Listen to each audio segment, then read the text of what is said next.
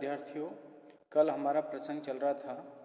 राजा दुष्यंत विदूषक को शकुंतला के रूप सौंदर्य के बारे में बतलाते हैं कि शकुंतला निष्पाप रूप से नए सूंघे हुए फूल के समान है और ऐसा किस्ला है जिस पर अभी तक खरोंच भी नहीं आई है, और ऐसा रस है कि जिसका पान अभी तक नहीं किया गया है। पुण्यों का अखंड फल है, पता नहीं विधाता उसका उपभोग करने के लिए किसको उपस्थित करेगा। ये हमारा कल प्रसंग चल रहा था। तो अब देखिए, विदूषक कहता है, तेन ही परित्राय एनाम भवान माँ कस्यापि तपस्विने इंगुदी तेल चिक्कण शीर्ष सहस्ते पतिष्यति। विदूषक कहता है, तेन ही, यदि ऐसी बात है तो लघु परित्राय एनाम भवान लघु परित्राय, इसको आप स्वीकार कर लीजिए, इसको आप अपना लीजिए। माँ कश्यापि तपस्वी ने इंगुदी तेल चिक्कण शीर्ष सहस्ते पतिष्यति, अन्यथा तो किसी चिकनी इंगुदी के तेल से चिकने सिर वाले किसी तपस्वी के हस्ते पतिष्यति, हाथ लग जाएगी या हाथ में चली जाएगी। यानी आप अपना लीजिए, अन्यथा ये किसी इंगुदी नाम के फल से चिकनी खोपड़ी वाले किसी तपस्वी के हाथ में चली जाएगी। राजा पर्वती खलु तत्र भवती, राजा कहता है कि तत्र भवती पर्वती, वो सम्मान्य परतंत्र है। नैच सन्निहित अत्र गुरुजन है, और यहाँ पर गुरुजन विद्यमान नहीं है, मौजूद नहीं है। विदूषक कहता है, भवंतम अंतरेण कीदृश तस्या दृष्टि रागे। अब विदूषक कहता है कि आपको तो शकुंतला अच्छी लगती है, लेकिन भवंतम अंतरेण, आपके प्रति कीदृश तस्या दृष्टि रागे, उनका अनुराग कैसा है। यानी आप तो शकुंतला को चाहते हो, लेकिन शकुंतला आपको चाहती है अथवा नहीं चाहती। तो इस विषय में उसका जो दृष्टि राग है, उसका जो अनुराग है, प्रेम युक्त दृष्टि है, वो कैसी है। तो यहाँ पर ये राजा कहता है, निसर्गात अप्रगल्भ तपस्वी कन्या जने, जो तपस्वी कन्या है वो स्वाभाविक रूप से भोली है। निसर्गात का मतलब स्वभाव, उसका जो स्वभाव है वो अप्रगल्भ है, वो चालाक नहीं है, यानी भोली है। तथापि तो यद्यपि फिर भी वो अंदाजा लगाते हुए कहता है, अभिमुखे मयि संगतम ईक्षणम हस्तम अन्य निमित्त कथोदयम विनय वारित वृत्तितया न विवृतय मदनय न च संवृतय। अब देखिए, यहाँ पर मई अभिमुखी, मेरी तरफ होकर के, मेरी तरफ से ईक्षणम संगतम, वो दृष्टि को हटा लेती, यानी पहले मेरी तरफ देखती है, फिर दृष्टि को हटा लेती है। और अन्य निमित्त कथोदयम हसितम, और दूसरी बात के बहाने से वो हंसती है। यानी पहले मेरी तरफ देखती है और फिर वो दृष्टि को हटा लेती है, इसके बाद में कोई दूसरी बात पर वो हंसती है। और तया विनय वारित मदने, उसका जो कामदेव है या उसकी जो प्रेम युक्त जो दृष्टि है, उसको विनय वारित, विनय के द्वारा, लज्जा के द्वारा वारित रोक दिया गया है। मदने न विवृत है, उसका जो काम है या जो प्रेम है वो न विवृत है, न तो वो खुला है और न संवृत है, न ही उसको छिपाया है। यानी न तो उसने उसको प्रदर्शित किया है, विवृत का मतलब प्रदर्शित करना और संवृत का मतलब छिपाना। न तो उसने अपना जो अनुराग है उसको प्रदर्शित किया है और ना ही उसने उसको छिपाया है। तो यहाँ पर जब विदूषक राजा से पूछता है तो राजा कहता है कि मेरे प्रति जो प्रेम की दृष्टि है उसकी, या मेरे प्रति जो उसका दृष्टिकोण है, मैं ऐसा समझता हूँ, ऐसा अनुमान लगाता हूँ। तो यहाँ पर उसने कहा है कि पहले वो मेरी तरफ देखती है, लेकिन फिर वो दृष्टि को फेर लेती है। इसके बाद दूसरी कथा के बहाने से वो हंसती है। तो यहाँ पर देखिए कामदेव को उसका जो अनुराग है, प्रेम है, उसको छिपाना और उसको प्रकट करना। तो प्रकट करने से तात्पर्य जब राजा की तरफ देखती है तो वहाँ पर वो अपने अनुराग को प्रकट करती है, और जब उससे दृष्टि हटाती है तो लज्जापूर्वक जब दृष्टि हटाती है तो वहाँ वो अपने अनुराग को छिपाती हुई नजर आती है। और देखिए जब दूसरी कथा के माध्यम से वो हंसती है तो यहाँ पर उसने अपना प्रेम प्रकट किया है, और लज्जापूर्वक उसका जो अनुराग है वो लज्जावश उसने उसको रोक दिया है। तो उसका जो मदन है, कामदेव है या अनुराग है, उसको उसने न तो प्रदर्शित किया है और न छिपाया है। संवृतय का मतलब न छिपाया है, न च संवृतय। तो ये श्लोक है। आप देखिए इसमें द्रुत विलंबित छंद है, द्रुत विलंबित तो आहा नभौ भरव, ये इसका लक्षण है। अब देखिए पर्वती शब्द आया इसमें, ये पर शब्द से मतु प्रत्यय है और गीप प्रत्यय है। दृष्टि दृश्य धातु से तिन प्रत्यय, और रागे रम धातु से घै प्रत्यय रागे। विवृतय वी उपसर्ग वृद्ध धातु और तय प्रत्यय, इसी तरह संवृतय सम उपसर्ग वृद्ध धातु और तय प्रत्यय। अब आगे देखिए विदुषा कहता है न खलु दृष्ट मात्र तवा अंकम समारोहति। तो देखने मात्र से, न खलु दृष्ट मात्र, केवल देखने मात्र से तवा अंकम समारोहति, वो आपकी अंक में या गोद में नहीं बैठ जाएगी। तो राजा कहता है मिथै प्रस्थाने पुनः शालीनतया कामम आविष्कृतो भावस तत्र भवत्या। तो जब वो मिथे का मतलब यहाँ पर जब सहेलियों के साथ में वो प्रस्थान करने लगती है शकुंतला, तो उस समय शालीनतया, शालीनता का मतलब लज्जापूर्वक, तत्र भवत्या कामम आविष्कृत है, उसने जो अपना अनुराग है उसको अभिव्यक्त किया था। तो यहाँ पर राजा कहता है जब वो सहेलियों के साथ में प्रस्थान करने लगती है तो लज्जावश उसने जो उसका मेरे प्रति जो अनुराग है, प्रेम है, उसको प्रकट किया था। तो किस रूप में प्रकट किया, ये इस श्लोक में बतलाया गया है कि उसने कैसे राजा के प्रति अपना अनुराग प्रकट किया है। तो दर्भांकुरेण चरणे छत इति अकांडे तन्वी स्थिता कच्चित एव पदानि गत्वा आसीत विव्रतवदना च विमोचयन्ति शाखासु वल्कलम असक्तम अपि द्रुमाणाम। तो यहाँ पर देखिए अन्वय के अनुसार अर्थ लेंगे। तो सबसे पहले देखिए तन्वी, तन्वी का मतलब कृशांगी से है। तो नायिका जो पतले शरीर वाली जो नायिका होती है, जिसका शरीर बिल्कुल स्लिम होता है, उसको तन्वी शब्द यहाँ पर महाकवि कालिदास ने दिया है। तो वो कृशांगी कच्चित एव पदानि गत्वा, कुछ कदम चल करके, अकांडे दर्भांकुरेण चरण छत इति स्थिता, और कुछ कदम चल करके अकांडे, अकांडे का मतलब एकाएक अचानक, दर्भांकुरेण चरण छत, दर्भांकुरेण घास के अंकुरों के द्वारा उसके जो पैर हैं वो घायल हो गए हैं। इति स्थिता, ऐसा नाटक करती हुई वो स्थित हो जाती है। यानी एकाएक जब वो कृशांगी नायिका शकुंतला है वो कुछ कदम चलती है, और कुछ कदम चलने के बाद में अचानक घास की जो अंकुर हैं, उसके जो नुकीले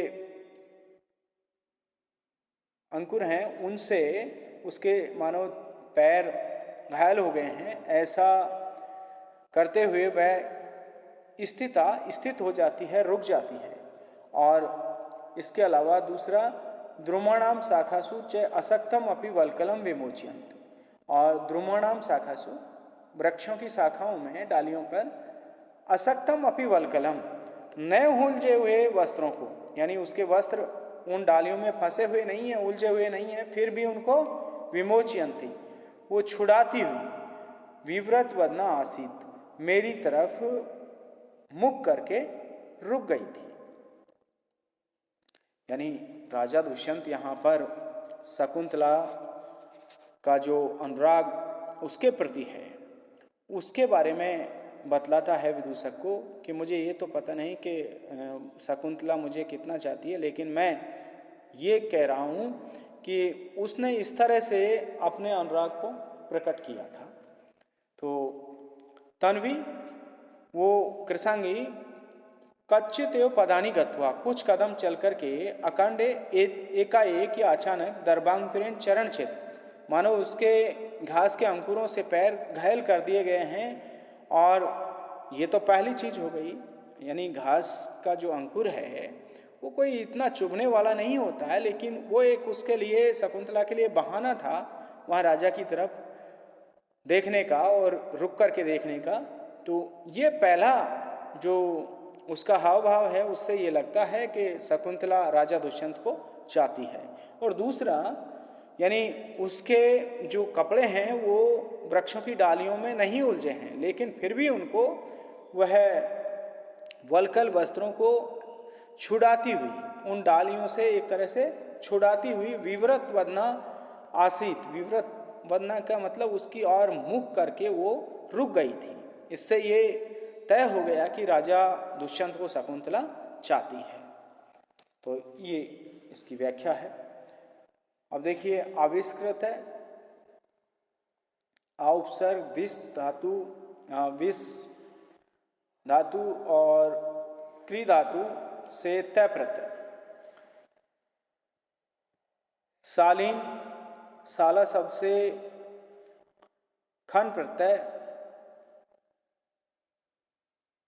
तन्वी तनु शब्द से गी प्रत्यय, विमोचयन्ती विउपसर्ग मुच धातु नीच प्रत्यय और सत्री प्रत्यय और फिर उससे गी प्रत्यय। यानी पहले विमोचन बनेगा शब्द, विउपसर्ग मुच धातु नीच प्रत्यय और सत्री प्रत्यय विमोचन, और उसमें फिर गी प्रत्यय करने पर विमोचयन्ती। विव्रत वदना, विव्रतम वदनम यस्या सा, तो इसमें बहुब्रीहि समास हो जाएगा। अब आगे देखिए,